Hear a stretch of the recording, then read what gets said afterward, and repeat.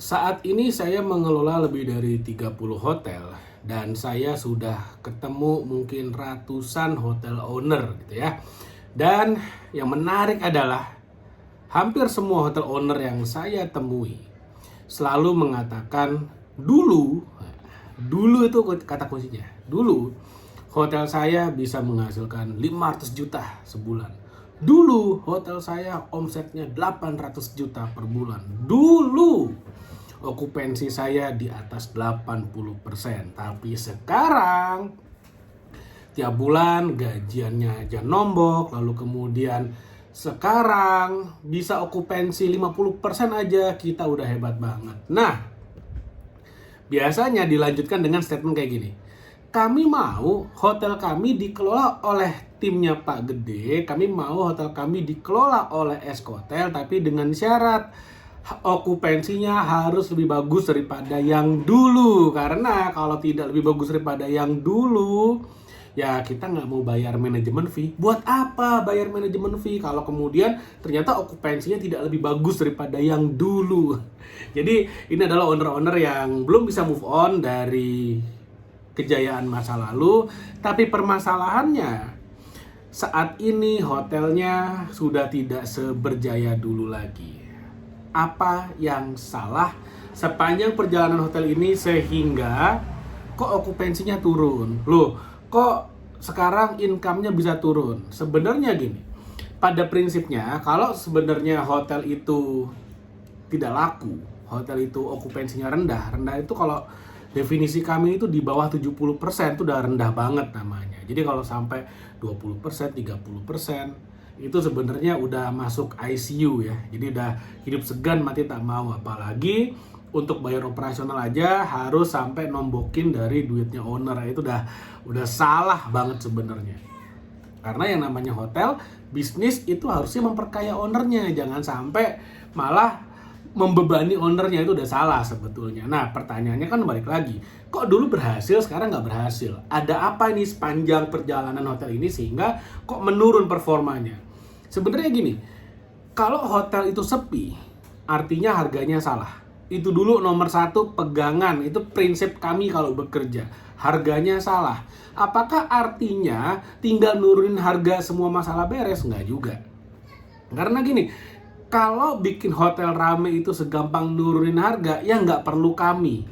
Nggak perlu tim saya turun mengelola, nggak perlu. Anak kecil juga bisa, anak SD juga bisa. Tapi kalau kita breakdown lagi lebih detailnya, maka harga itu bisa dipecah jadi dua komponen. Pertama, harga yang memang dibayarkan oleh customer. Misalnya per malamnya 200.000, 300.000, bahkan sampai ada yang 1 juta, 2 juta per malam. Itu adalah harganya. Yang komponen yang kedua itu adalah value yang didapatkan oleh customer. Ada hotel-hotel yang harganya 5 juta per malam, tapi value yang didapatkan atau dirasakan oleh customer 10 juta.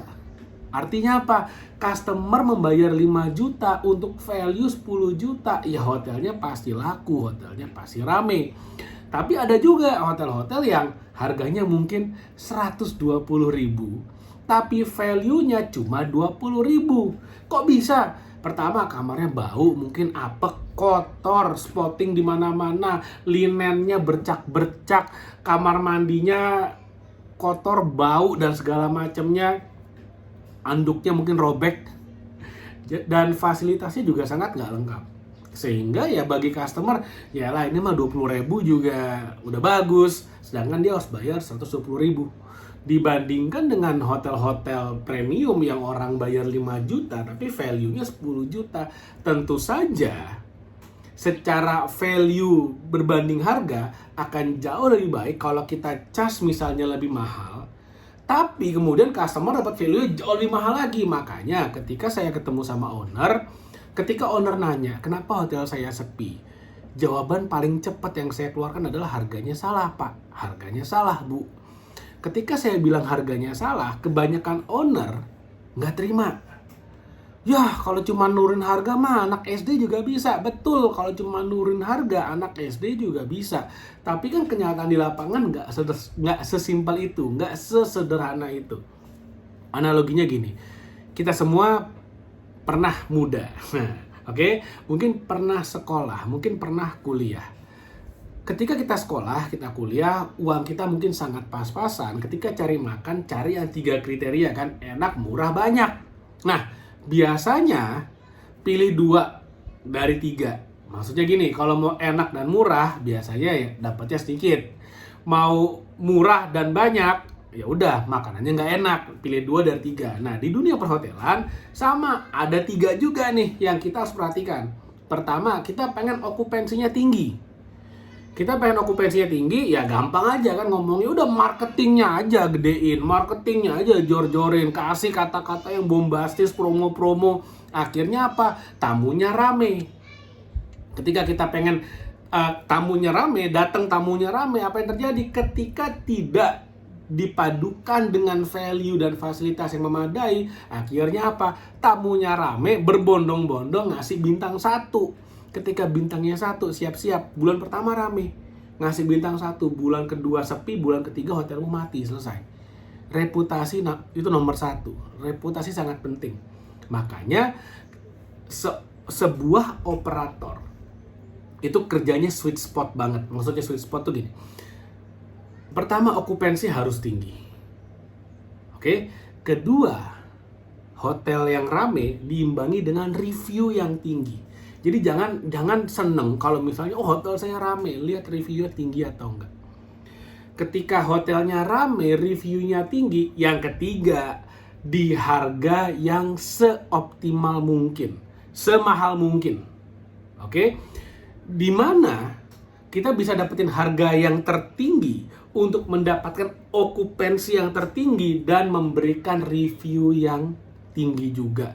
Ketika kita udah dapat yang 3 ini, nah di sanalah sweet spotmu. Makanya tadi saya bilang operator itu kerjanya mencari sweet spot. Di mana nih titik ekonomi tertingginya. Nah, itulah gunanya meng-hire sebuah operator yang profesional. Operator yang profesional tugasnya itu kayak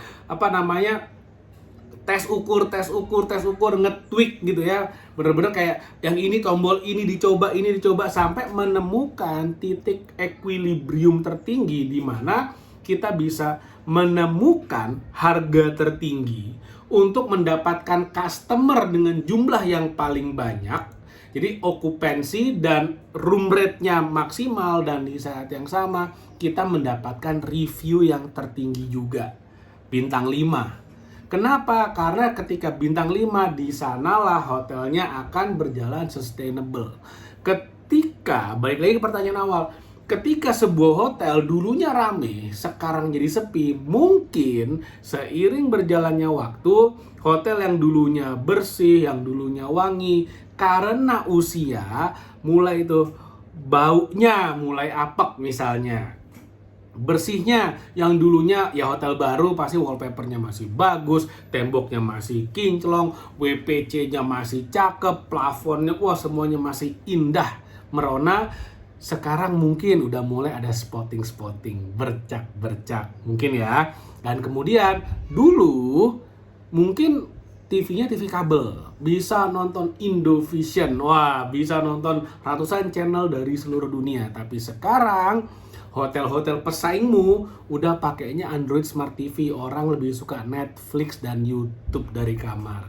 Dulu mungkin hotelmu the one and only sendirian di area tersebut. Sekarang udah ada kompetitor-kompetitor lain yang kemudian menawarkan fasilitas yang lebih baru, yang mungkin lebih fresh, dan di saat yang sama punya fasilitas yang lebih mutakhir. Misalnya tadi saya bilang, TV-nya mungkin sekarang udah pakai yang Android Smart TV. TV-mu mungkin masih ya kabel TV. Nah, sehingga sangat wajar ketika tamu-tamu yang dulu langganan ke tempatmu sekarang pindah ke kompetitor. Makanya sekali lagi, ketika hargamu tidak berubah tapi value-mu mulai turun, di sanalah hargamu menjadi salah. Dulu harganya benar, sekarang harganya jadi salah. Jadi solusinya apa? Ya harus selalu upgrade, harus selalu improve, harus selalu inovasi. Dan jangan lupa yang namanya fasilitas harus direvitalisasi. Mudah-mudahan apa yang saya share bermanfaat. Jangan lupa like dan share video ini dan subscribe YouTube channel ini. Thank you, sampai ketemu lagi di video berikutnya.